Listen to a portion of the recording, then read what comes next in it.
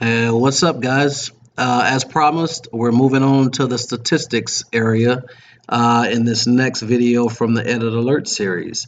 So I've just clicked on statistics, as you can see, and I'm going to walk us through this. We've always got this info tab here, so you can get all the info on how to edit this page. I won't read that though, because for the sake of time, we'll just go through it.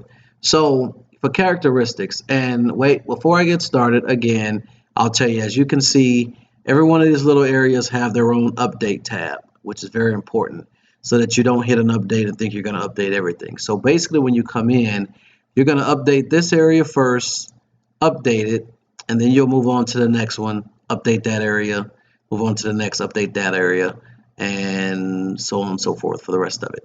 Okay, so let's start here and just talk about editing a tab. I mean, it's very self-explanatory, very simple for you to do. Characteristics such as words, phrases, likes or dislikes. Um, Basically, just the things you want to put in there. I mean, these are just examples under there. But so here you got Jacobs, which he's Jacobs now because of the last series. We changed it to an S. You put in his age. You put his age. You put his race. You put his gender. You go back and put how much he weighs, of course, how tall he is, color of his eyes, and then the color of his hair and the style of hair he may have. So like right now, his height is basically empty. So what we'll do here is I'll just go in and add a height. So let's say he's 56 inches tall. Okay, so you kind of got to know what the inches are because we didn't do a foot and inches thing. We just did an inches thing, so you need to know that. So we added 56 inches, which was empty at first. So I'll hit update. As you can see, information has been updated successfully. Go back, and then go back into statistics, and he will now be 56 inches. And what I'll go back and show you. When you go to View Alert, if you remember the View Alert series, and you go to statistics, you will now see that he is 56 inches tall. Originally, that was empty. Okay, so let's go back to Edit Alert, back to where we were. Go back to, sorry about that, go back to statistics and move on to the next one. You go with familiar things, which is just the things that he's familiar with.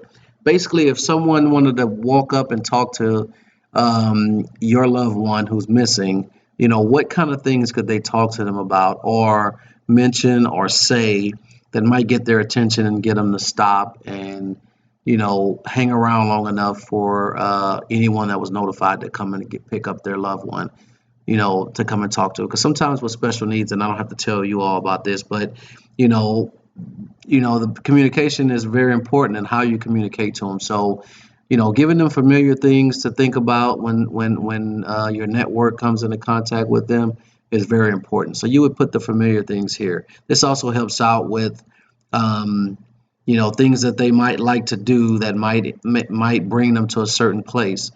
Which also brings us to the next thing. I won't update this one because you guys are smart enough to know what these buttons do when you update it. But going down to the next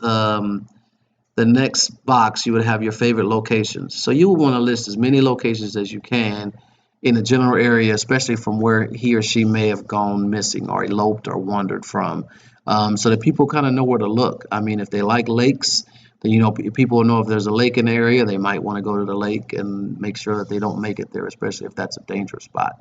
If they like a gym, then where's the closest gym? Or if they like a movie theater, where's the closest movie theater? But you want to put in here, likes movie theaters, likes gyms, likes lakes, etc. And then you would just update that and it would show up on the View Alert page. Okay, let's go down to the next tab, what Jacob is wearing today, which is in the What You Need to Know tab. So what he's wearing is very important, of course, because if Jacob's out and moving around, we want to know what he's wearing so we know what to look for. So in this case, he has on brown shirt with brown pants, brown shoes, and is wearing brown socks and a yellow hat. So he was matching all the way up to his hat, which is wonderful. I like different color hats, so Jacob's hat may be very interesting to me. But you can change this to your liking or to what he or she has on that day. And I always say that, if your loved one is a flight risk that might wander or elope or take off or run away, I would update this daily. Once he gets dressed or she gets dressed, I would update this. That way, if it's 9 o'clock and you see him or her dressed in a certain thing, and come 11 o'clock they've eloped or wandered, then you've already got that filled out and you don't have to worry about what he or she was wearing. So that's probably one of my daily fill outs that I would think you would want to fill out. Moving on down to the extra need to know information. This is anything you want to put in there, anything that you think we missed above that people need to know about your loved one, you would fill it in here. And then of course you would update the text and it would update there and be on your view alert page. Now let's move on to the right, your triggers, your medical alerts, and your other concerns. They're pretty self-explanatory as well. What are the triggers? So basically you would fill this out and you would put in whatever the trigger is, and then over here you would rank it by case of sensitivity. You know, if it's a trigger but it's a small trigger, it may be a 1, but if it's a trigger that will set the person off and you don't know what they would do if that happened, then it would be a 7. It's like ranking it, you know, 1 to 10, but it's just a 1 to 7 ranking. And you fill in up to 1, 2, 3, 4, 5 boxes. You've got 5 boxes to fill in, and put as many up to 5 triggers as you'd like, and of course rank it. Same thing with medical alerts. If he or she has medical alerts that are important, you would rank them 1 to 7. And then your other concerns would be anything other than triggers and medical alerts that you won't ever want to know about, and you would rank those as well. And then just submit it, and you're done. All right, so that's it for this video in the Edit Alert series, and I will see you in the next one.